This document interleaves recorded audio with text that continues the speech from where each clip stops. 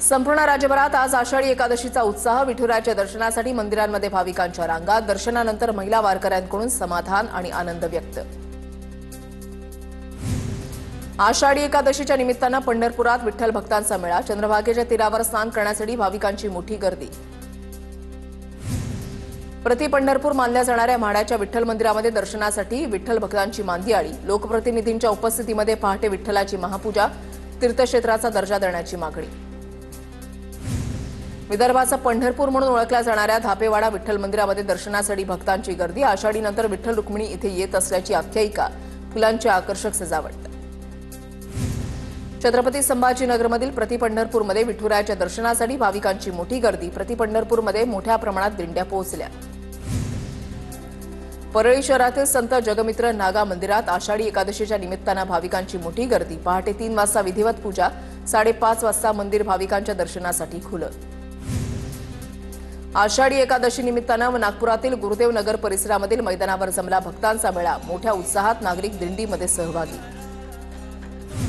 नागपूरच्या निर्मल नगरी परिसरामधील गजानन मंदिरामध्ये फळांची आरास। 1005 किलो वजनाच्या विविध फळांची आरास। मंदिरामध्ये दर्शनासाठी भक्तांची मोठी गर्दी। कोल्हापूर जिल्ह्यामधल्या नंदवाळच्या विठ्ठल मंदिरामध्ये आषाढी एकादशीच्या निमित्तानं भाविकांची गर्दी। प्रति पंढरपूर मानले जात असल्यानं पांडुरंगाच्या दर्शनासाठी होते गर्दी। धुळ्याच्या मालेगाव रोडवरील विठ्ठल मंदिरामध्ये हजारो भाविकांची गर्दी। मंदिर परिसरात पोलीस बंदोबस्त। जळगावात प्रति पंढरपूर समजल्या जाणाऱ्या पिंपराळा इथल्या पांडुरंगाचा रथोत्सव उत्साहात। रथोत्सवाला 150 वर्षांची परंपरा। पांडुरंगाच्या जयघोषानं जळगाव नगरी दुमदुमली। बीडच्या परळीमध्ये सोमनाथ विद्यालयाकडून वृक्षदिंडी आणि ग्रंथदिंडीचं आयोजन। शाळेच्या विद्यार्थ्यांनी वारकऱ्यांची वेशभूषा करत विविध कलागुणांचं केलं प्रदर्शन। वाशिमच्या मंगळूरपीर इथल्या वायसी सीबीएसई इंग्लिश स्कूलमध्ये चिमुकल्या वारकऱ्यांची दिंडी। पर्यावरण संवर्धनाचा संदेश। विद्यार्थ्यांचा संतांची वेशभूषा परिधान करून सहभाग। हिंगोलीमधील विठ्ठलराव घुगे विद्यालयामध्ये चिमुकल्यांकडून आषाढी एकादशीचा सोहळा साजरा। विठ्ठल रुक्मिणी वारकऱ्यांच्या वेशभूषेमध्ये फुगडी खेळत चिमुकल्यांमध्ये उत्साह। ठाणे जिल्ह्यामधल्या शहापूरच्या खराडमधील जिल्हा परिषदेच्या शाळेमध्ये आषाढी एकादशीचा उत्साह। विद्यार्थ्यांनी वारकरी संस्कृतीचं दर्शन घडवलं। विद्यार्थ्यांनी भजन, गीत आणि झांज मृदंगाच्या तालावर सुंदर सादरीकरण केलं। नंदुरबार शहरामधील श्रॉफ हायस्कूलमध्ये भव्य रिंगण सोहळा। महाविद्यालयामधील 2000 पेक्षा अधिक विद्यार्थ्यांचा पारंपरिक वेशभूषेमध्ये सहभाग। वर्धा इथल्या साई मंदिरात आषाढी एकादशीच्या निमित्तानं साकारली आकर्षक रांगोळी। रमण आर्ट परिवाराचं नियोजन। 25 फूट लांब आणि 20 फूट रुंद रांगोळी। 12 कलाकारांचा सहभाग। नवी मुंबईमध्ये आषाढी निमित्त रांगोळी कलाकार मिताली सुर्वे यांनी रांगोळीच्या माध्यमातून सुंदर चित्र रेखाटलं। चित्रामध्ये चिमुकल्यांचा वारकऱ्यांच्या रूपामध्ये समावेश। कोल्हापुरातील कसबा बावडा इथे चक्क तांदळावर विठू माऊलींचं पेंटिंग साकारलं। मायक्रो आर्टिस्ट अशांत मोरे यांची कलाकृती। विठुरायाच्या चरणी अर्पण केली कला। अमरावतीच्या आशुतोष खंडारे यांनी पेन्सिलवर कोरलं विठ्ठल रुक्मिणी। विठ्ठल रुक्मिणीची पेन्सिलवर मूर्ती कोरून भाविकांना शुभेच्छा। पेन्सिलवरील मूर्ती सोशल मीडियावर व्हायरल। वसईच्या भाताणे गावातील चित्रकार कौशिक दिलीप जाधव यांनी नारळामध्ये विठ्ठलाचं चित्र रेखाटलं। वॉटर कलरचा वापर करून 30 मिनिटांमध्ये बारकाईनं चित्र रेखाटलं। संगमनेरमधील विठ्ठल मंदिरामध्ये काँग्रेसचे नेते बाळासाहेब थोरात, आमदार सत्यजित तांबेंनी सहकुटुंब विठ्ठल आणि रुक्मिणीचं दर्शन घेतलं। सुखसमृद्धी बंधुभाव नांदू दे असं साकडं त्यांनी घातलं।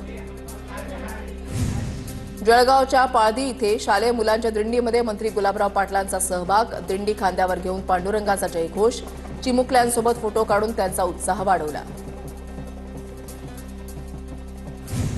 नंदुरबार जिल्ह्यामधील वारकऱ्यांसाठी रेल्वे सुरू। खासदार गोपाल पाडवी यांनी रेल्वेला हिरवा झेंडा दाखवला। उधना ते मिरज रेल्वे सुरू झाल्यानं पंढरपूरला जाणाऱ्यांची मोठी सोय।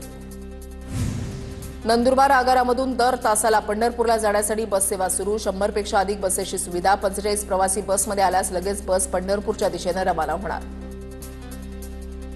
अहिल्यानगरच्या श्रीरामपूर शहरामध्ये या हुसेनच्या जयघोषात मोहरम विसर्जन मिरवणूक। मिरवणुकीमध्ये पुरुष, महिला आणि लहान मुलांचा मोठा सहभाग। सय्यद बाबा चौक या हुसेनच्या जयघोषानं दुमदुमला। अहिल्यानगरच्या मोहरम सवारी विसर्जन मिरवणुकीला कोटला इथून सुरुवात, सवारांच्या दर्शनासाठी भाविकांची गर्दी, पोलिसांचा चोख बंदोबस्त।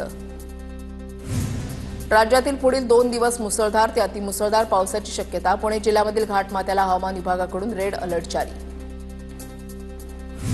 जळगाव शहरासह जिल्ह्याच्या अनेक भागात दुपारपासून पावसाचा जोर वाढला, शेतकऱ्यांना मोठा दिलासा, मुसळधार पावसानं जळगावमधील रस्ते जलमय, महामार्गालगतच्या सखल भागामध्ये पाणी साचलं। वाशिम जिल्ह्यामध्ये जोरदार पाऊस, हवामान खात्याकडून 3 दिवस जिल्ह्यामध्ये मुसळधार पावसाचा इशारा।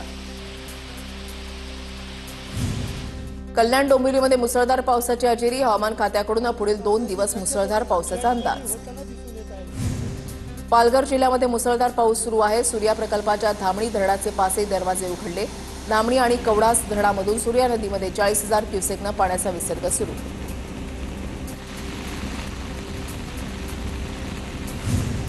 इगतपुरी शहर आणि धरण क्षेत्रामध्ये पावसाचा जोर वाढला, दारणा धरणातून 9,932 क्युसेक वेगानं पाण्याचा विसर्ग सुरू, इगतपुरीच्या पाणलोट क्षेत्रामध्ये संततधार पाऊस सुरू राहिल्यास विसर्ग वाढणार।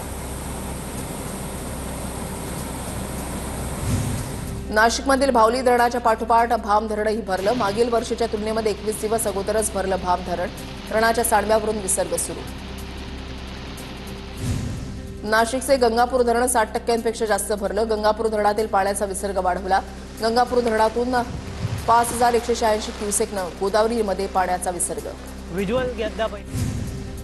नाशिकमध्ये गोदावरी नदीची पाणी पातळी वाढली, दुतोंड्या मारुतीच्या हातांना पाणी लागलं, गंगापूर धरणातून पाण्याचा विसर्ग वाढवल्यानंतर रामकुंडातील पाणी वाढलं।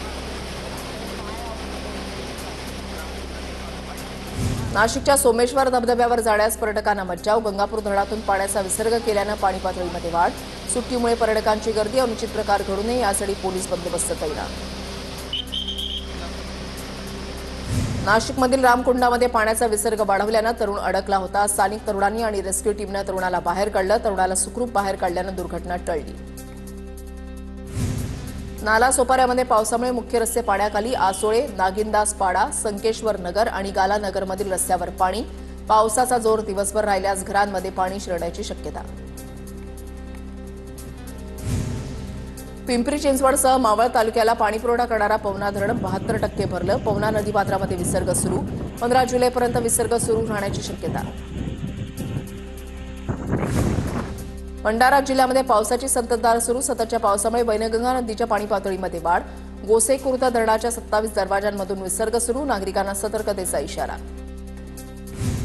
धुळ्यामधल्या साक्री तालुक्यामधल्या जामखेडी धरण ओव्हरफ्लो, सांडव्यातून वाहणारं पाणी पाहण्यासाठी पर्यटकांची मोठी गर्दी।